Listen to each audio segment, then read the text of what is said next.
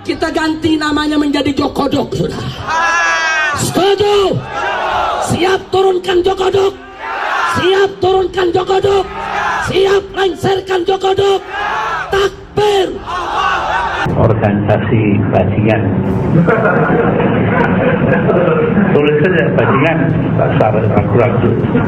Saya bilang begitu, ya nanti harus ditangkap semuanya. Tak usah ragu-ragu. Saat ini saja semuanya siapa yang pernah ikut apa itu demo-demo dan ikut yang begituan tidak akan perusahaan. Ya, Habib, kita konfirmasi sekali lagi Habib. Tadi Gus Dur berkeyakinan bahwa itu telah dilakukan oleh FPI begitu karena ada sejumlah atribut. Ya, Gus Dur kan tidak melihat. Dari mana dia bisa berkeyakinan? Kok orang nggak melihat berkeyakinan? Gus Dur itu buta mata juga buta hati.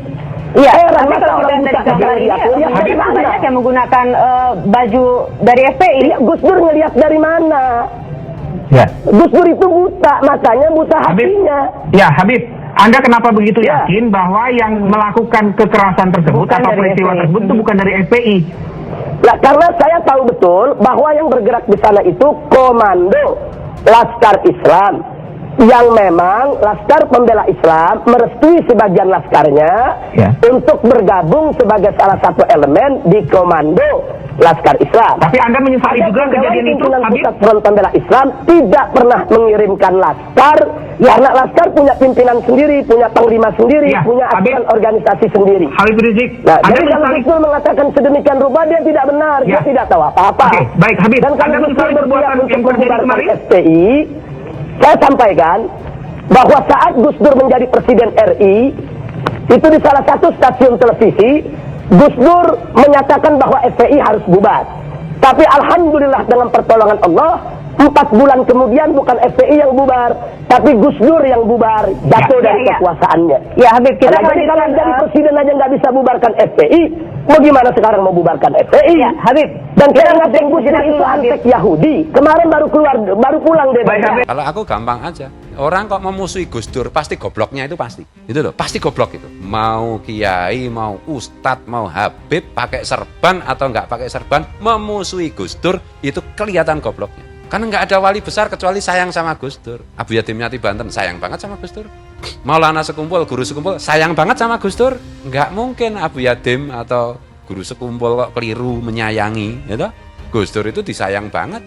Kamu nggak ngerti apa-apa, ya toh, memfitnah Gus Dur, ya toh, nganggep apa menuduh Gus Dur liberal, Syiah, ya Allah, ya Rasulullah.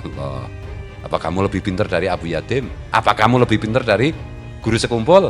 Guru Sekumpul bilang itu siapa yang menjelek-jelekan Gus Dur, katulahan. Gitu loh, nggak peduli itu siapa, katulahan. Jangan ikut-ikutan kayak gitu. Beliau Maulana Sekumpul tidak pernah mencaci maki pemerintah. Bahkan apa yang menjadi keputusan pemerintah itu Maulana Sekumpul selalu berusaha mendukung. Karena memang ya tegaknya umat itu kan pada 2 golongan, yaitu ulama dan umarok itu. Oleh karena itu beliau tidak pernah mencaci maki, mengecam pemerintah bahkan sampai menyebut si fulan gitu. Nah, kembali ke dalam sejarah Maulana Sekumpul dalam lingkup kekuasaan Orde Baru, itu kalau orang mengecam pemerintah itu sangat banyak alasannya. Karena Orde Baru itu kan belum demokratis. Tentu pemerintahan yang tidak didasarkan pada demokrasi yang sesungguhnya itu rawan dengan melakukan kekeliruan, kesalahan. Tapi bahkan Maulana Sekumpul dalam suasana Orde Baru seperti itu tidak pernah menunjuk atau mengecam pemerintah, apalagi menyebutkan si ini, misalnya si Pak Harto begini, si Pak Menteri ini begini, nggak pernah sama sekali. Bahkan puncaknya itu adalah ketika ada kerusuhan tahun berapa itu, menjelang reformasi di Banjarmasin itu. Nah, karena ulah oknum. Memang di dunia politik itu selalu ada oknum yang mengadu domba yang ini gitu ya. Dan tugas ulama kan memang yang pertama kan menjaga hati umat Rasulullah supaya tidak sakit hatinya, supaya tetap himung, tetap gembira gitu. Nah, salah satu hal yang penting itu kan tidak pernah mendidik atau memprovokasi umat untuk membenci seseorang, untuk membenci apalagi pemerintah, apalagi profil ulama, nggak pernah. Coba perhatikan sekarang ini, orang mengaku nahi mungkar kepada pemerintah, memberikan kritik, tapi yang terjadi apa? Yang terjadi adalah merebaknya kebencian di hati umat Rasulullah, entah banyak entah sedikit kepada pemerintah. Betapa mudahnya sekelompok orang itu mencaci maki pemerintah dengan alasan nahi mungkar, dengan alasan berjihad, berjuang di jalan Allah. Dan coba perhatikan kerusakan yang ditimbulkan pada umat Rasulullah. Kasihan sekali. Umat Rasulullah itu sudah banyak cobaannya, sudah banyak problemnya, masih ditambahi dengan ditanamkan di hatinya penyakit hati, yaitu kebencian, yaitu suudzon, yaitu prasangka buruk, yaitu kemarahan. Yang semuanya itu tidak didasarkan pada data dan fakta yang solid, yang kokoh, tapi lebih banyak kepada hoax, kepada isu, kepada rumors yang 99% itu tidak benar.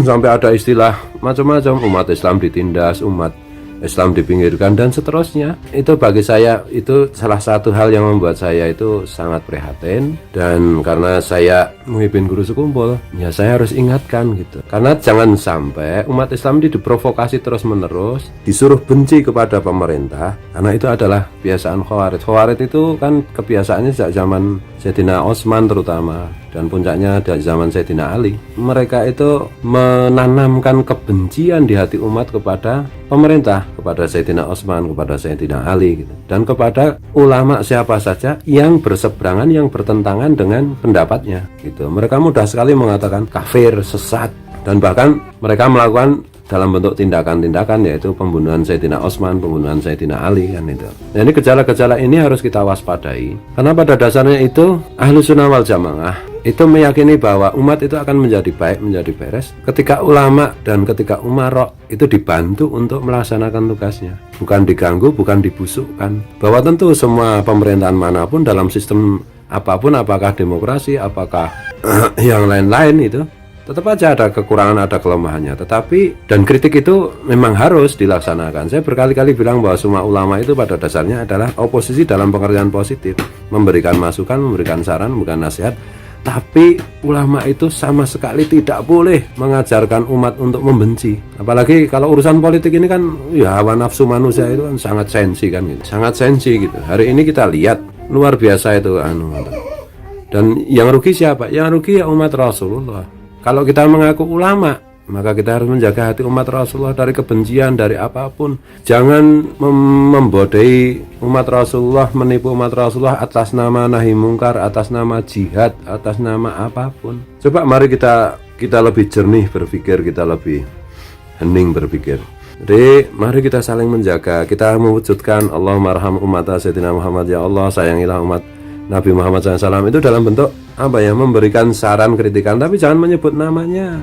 Sekali lagi, seburuk-buruk apapun pemerintah itu mesti ada baiknya, dan seburuk-buruk apapun misalnya pemerintah hari ini, itu pasti lebih baik daripada pemerintahan sebelumnya di zaman Orde Baru, karena ini sistem demokrasi. Mari kita menjaga hati kita masing-masing, menjaga hati umat Rasulullah, dan jangan terprovokasi dengan orang yang pakai serban, pakai baju jubah, pakai dalil hadis dan Quran hanya untuk memprovokasi hati membenci seseorang. Itu loh, kebencian itu kul mutu biqairikum dalam Al-Quran. Katakan wahai Nabi, mampuslah kalian karena kebencian kalian. Jadi jangan ada kebencian. Kritik itu boleh, bagus. Kembali ke Maulana Sekumpul itu tadi, kemarin juga ada kritik-kritik. Kenapa? Misalnya seandainya Sekumpul itu tidak ditutup, ya nggak bisa, karena memang Maulana Sekumpul itu mengajarkan kita mentaati pemerintah. Atiullah wa atiur rasul wa ulil amri minkum. Tidak mungkin satu keputusan pemerintah kok diambil dengan gegabah, dengan ngawur, dengan waton-watonan. Nggak bisa. Ini kita sistem demokrasi. Di dalam sistem demokrasi itu kita bisa berbohong sekali dua kali, tapi kita tidak bisa selamanya berbohong. Makanya itu ustadz yang suka provokasi itu, saya tidak sebut namanya loh, yang suka menanamkan kebencian di hati umat Rasulullah itu, berhentilah kalian sebelum kalian ketahuan nanti. Netizen plus 62 itu pinter banget, pinter. Kalian sekarang hari ini mungkin masih ada kesempatan untuk berbohong, tapi lihat nanti kebenaran pasti akan terkuak di zaman demokrasi, di zaman internet ini.